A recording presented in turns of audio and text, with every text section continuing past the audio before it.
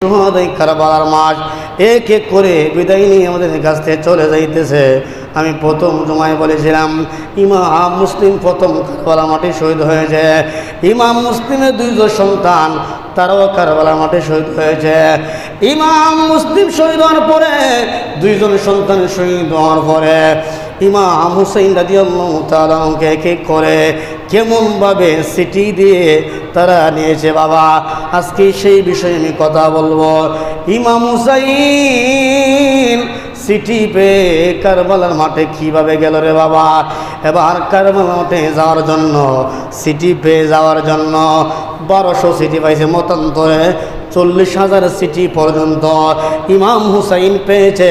শুধু একটাই কারণ, বলছে ইমাম হুসাইন আপনি আসুন, আপনার কাছে আমরা বায়াতের রাসূল গ্রহণ করব, আমরা বায়াত হইব, আমরা আপনার কাছে মুরিদ হইব। এই কথা বইলে ইমাম হুসাইনকে কারবালার মাঠে নিয়েছে। কিন্তু বাবা ইমাম হুসাইন 72 সৈন্য লয়া যখন কুফা নগরের উদ্দেশ্য যখন রওনা হইল, আমি মেন কথা বলবো, সময় সংক্ষিপ্ত রে বাবা। যখন 72 জন সৈন্য লয়া কুফার উদ্দেশ্যে রওনা হয়ে গেল, ওই সময় ইমাম হুসাইনের সামনে দুইজন মানুষ ইবনে জিয়াদে ফাটাইছে। একজন হলো উমর আর একজন হলো হুর। জোরে